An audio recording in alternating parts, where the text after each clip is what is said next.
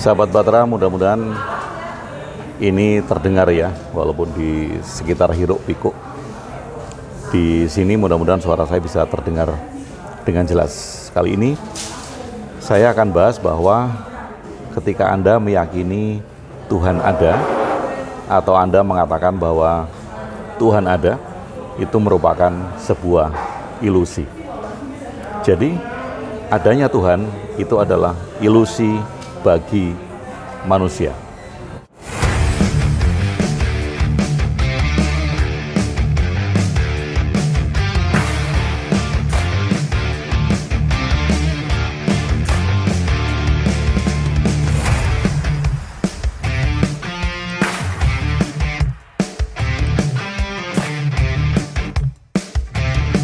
Sahabat Batra, ini menarik ya, ketika kita mengatakan bahwa Tuhan ada, lalu ada orang yang mengatakan melihat Tuhan di mana-mana, memandang ke timur, ke barat, ke utara, ke selatan, ke atas, ke bawah gitu.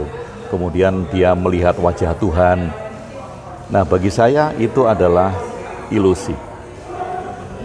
Di video saya sebelumnya, saya pernah membahas ilusi itu apa, halusinasi itu apa, delusi itu apa. Jadi silakan lihat lagi videonya. Tapi yang jelas ketika kita salah dalam mempersepsikan sesuatu terhadap rangsangan dari panca indera, maka itu adalah ilusi. Rangsangan panca indera itu bisa mata, bisa pendengaran, bisa penciuman, bisa peraba ya, pengecapan. Nah, bila kita salah mempersepsikan itu, maka itu disebut sebagai ilusi. Misalnya, saya memegang gelas. Nah, saya memegang ini, panca indera saya mempersepsikannya sebagai gelas. Tapi kemudian ketika saya memegang gelas ini dan saya mengatakan saya sedang memegang pusaka, maka itu adalah ilusi karena salah persepsi, salah menerjemahkan persepsi, maka itu ilusi. Nah, ketika kita melihat pohon dan mengatakan melihat Tuhan, bagi saya itu ilusi. Ketika Anda melihat gunung, Anda melihat Tuhan, itu ilusi. Ketika Anda melihat manusia, Anda melihat Tuhan, itu ilusi. Kenapa? Karena itu kesalahan penerjemahan dari persepsi. Saya melihat manusia kok mengatakan melihat Tuhan, maka bagi saya itu ilusi.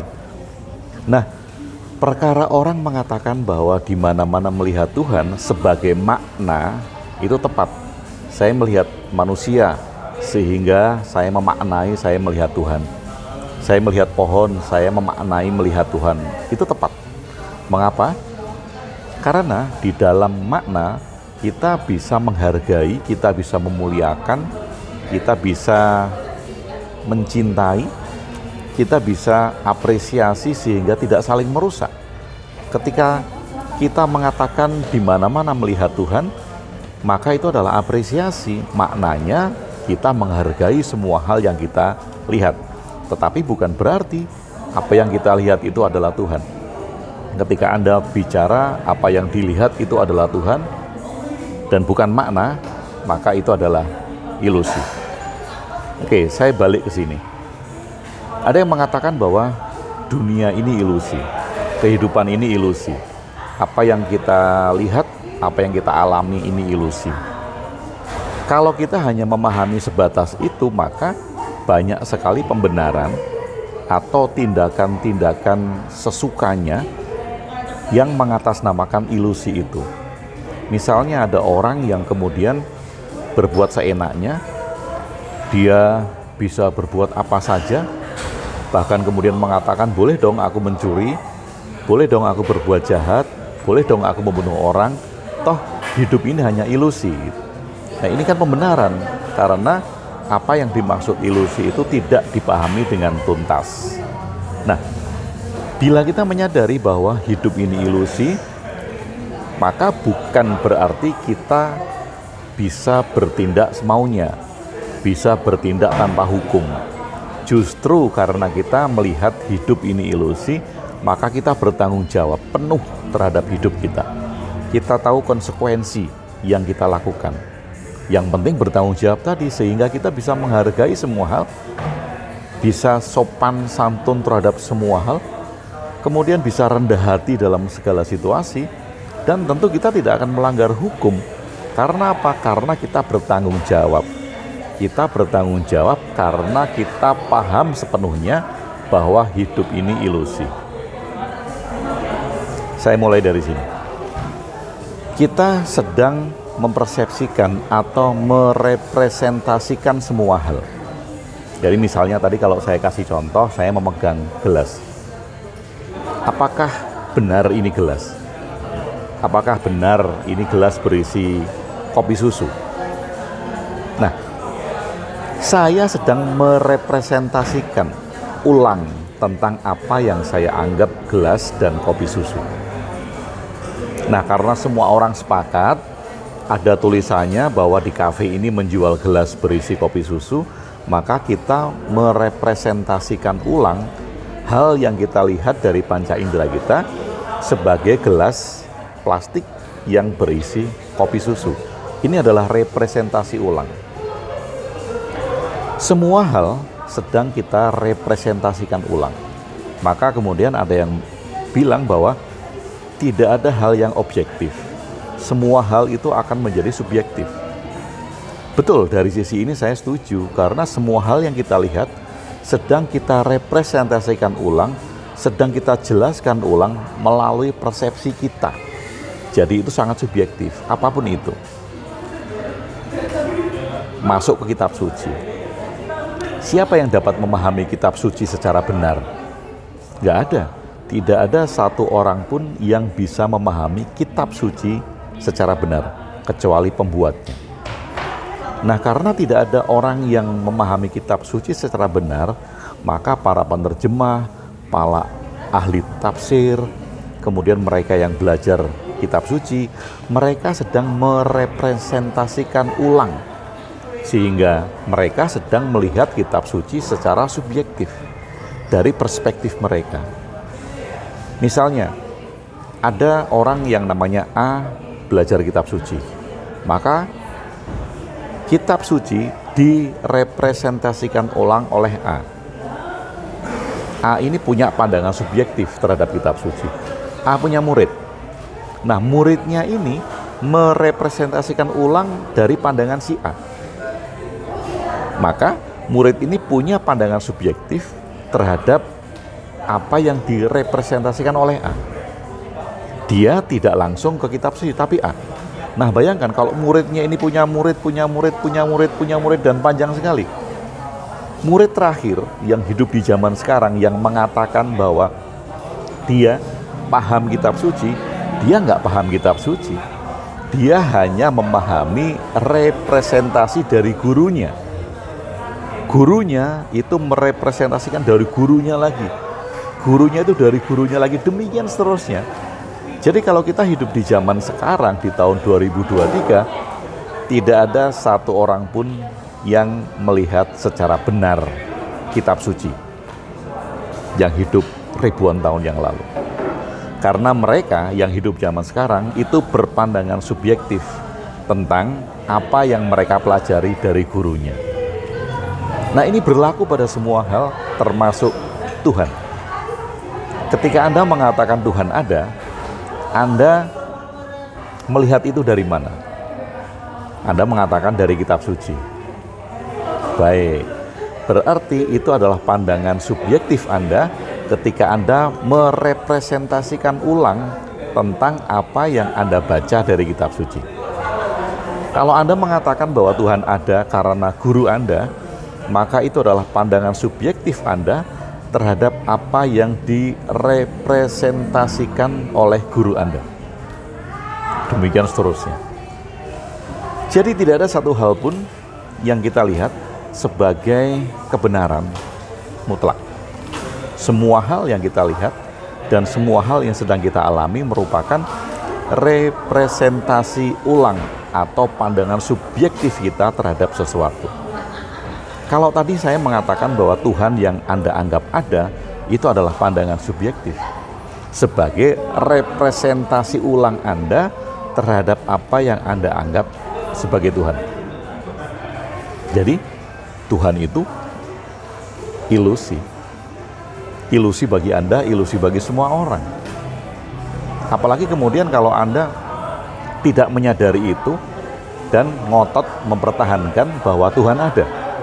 Artinya Anda hanya mempertahankan representasi ulang Anda terhadap apa yang Anda pahami sebagai Tuhan atau pandangan subjektif tentang Tuhan. Loh, sudah subjektif, sudah ilusi, sudah representasi, lah kok ngotot mempertahankan itu. Kalau kita sadar ini, kalau kita memahami bareng-bareng bahwa itu hanyalah ilusi dan Tuhan juga ilusi. Sekali lagi jangan marah, Tuhan adalah ilusi karena dia pandangan subjektif kita atas representasi ulang terhadap apa yang kita pahami sebagai Tuhan, maka kita tidak saling ngotot-ngototan. Loh, nggak perlu ngotot, apa sih yang perlu kita ngototkan terhadap ilusi itu? Apa yang perlu kita ngototkan terhadap hasil representasi? Loh, kita sedang merepresentasikan ulang terhadap apa yang kita pahami itu. Jadi kalau kita ngotot, yang kita pertahankan apa? Kalau tidak ngotot dan kita sadar itu, maka yang penting apa? Yang penting bukan tentang Tuhan ada atau tidak. Yang penting bukan tentang Anda meyakini Tuhan itu ada atau tidak.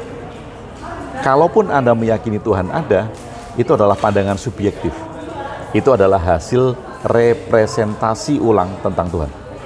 Kalaupun orang berpandangan Tuhan tidak ada, itu juga pandangan subjektif, hasil representasi dari apa yang dipahami tentang Tuhan. Jadi itu nggak penting, nggak penting mempertahankan Tuhan itu ada. Yang penting apa? Yang penting tindakan kita. Kita memahami Tuhan ada, kemudian tindakan kita bagaimana? Apakah tindakan saya mencerminkan kasih sayang? Apakah tindakan saya mencerminkan kebaikan? Apakah tindakan saya mencerminkan manfaat? Kalau kemudian kita berpandangan Tuhan tidak ada, yang penting bukan pandangannya juga. Apakah tindakan saya mencerminkan kasih sayang? Apakah tindakan saya mencerminkan hal yang bermanfaat? Ataukah yang berguna? Nah, itu yang penting.